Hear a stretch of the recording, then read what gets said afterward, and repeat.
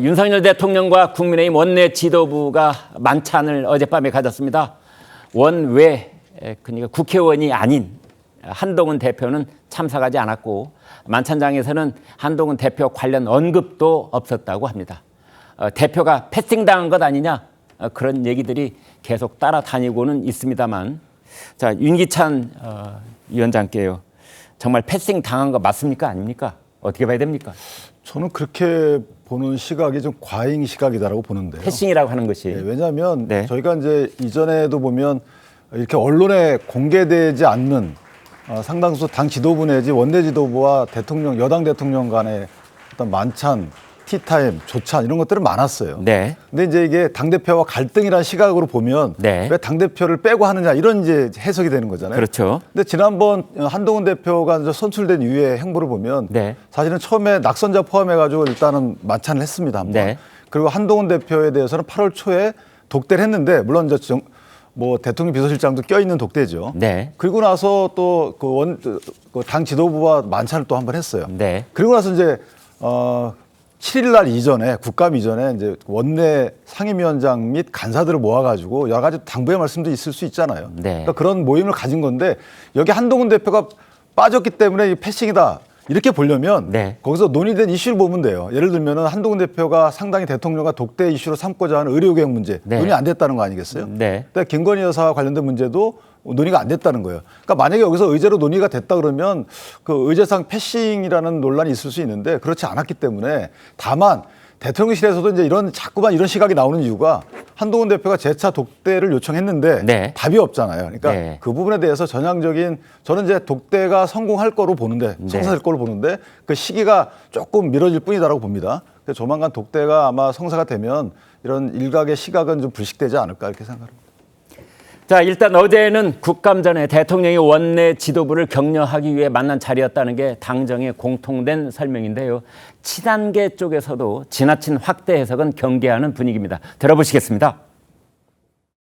그 윤한 갈등이 여기서 또 드러났다 뭐 이런 해석이 있는데 이번 건은 꼭 그건 아니고요. 네. 그 이제 국정감사를 앞두고 역대 모든 대통령들이 원내 지도부를 초청해서 뭐 격려의 자리, 식사 자리를 늘 가져왔으니까 그런 거라고 보는데 지금 한동훈 대표의 거듭된 독대 요청에도 이제 이게 메아리가 없잖아요. 원내 지도부 초청했으니까 곧 뭐 한동훈 대표도 한번 불러주지 않을까? 한동훈 대표는 서운하거나 그런 건 아닌가 보네요. 뭐 서운하다는 얘기는 전혀 못 들었습니다.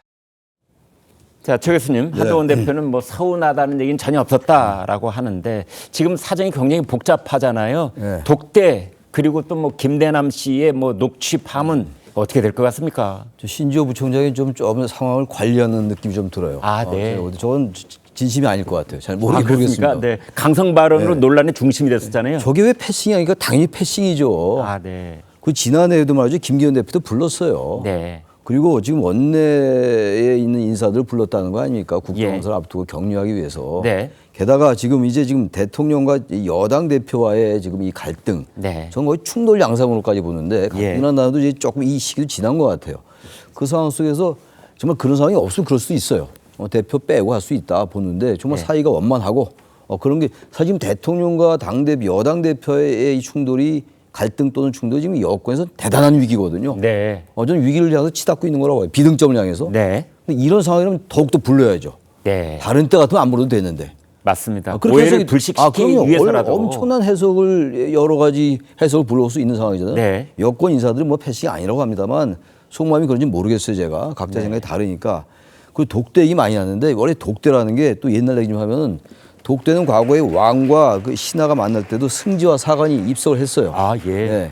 다른 말이 나오지 않게. 네. 근데 이제 여러 개의 독대가 있죠. 과거에 보면 무슨 기해 독대라고 해서 효정과 송시열이 만나고 그런 게 있어요. 네. 기해년에 이루어졌다. 네. 북벌에 대해서. 네. 그건 나중에 왕조 실력을 통해서 알게 된 겁니다. 아무 네. 모르니까 단 둘이 만난 거예요. 아. 그런 게 독대인데 지금 독대는 그건 아니라고요, 사실은. 네. 지금 여러 가지 사안에 대해서 대통령과 당대표가 수시로 만나야 돼요. 네. 근데 지금 이상하게 말이죠. 당대표와 지금 이 대통령과의 만남이 독대라는 단어로 이제 이렇게 본질이 약간 바뀌는 것 같기도 하고 말이죠. 아. 그러니까 소통이 없다라는 얘기예요, 이게 지금. 네. 과거에 제가 가끔 말씀드립니다만 여당 대표와 대통령 주례동도 있었어요. 매주 네. 만났다고. 아무런 누수가 되지 않았어요. 네. 이런 상황을 얘기하고 근데 이제 워낙 민감한 사안이 많이 지금 개입돼 있죠. 네. 이런 상황이라면 전 대통령께서 당연히 같이 불렀어야 된다고 봐요. 물론 네. 이루어지겠죠. 뭐 영원히 안 만나지 않지 않겠습니까? 네. 모든 일이라는 게 끝이 있는 법이고 말이죠. 근데 계속 한쪽은 독대 요청하고 한쪽은 그야말로 패싱하고 그렇게 느껴지고 말이죠.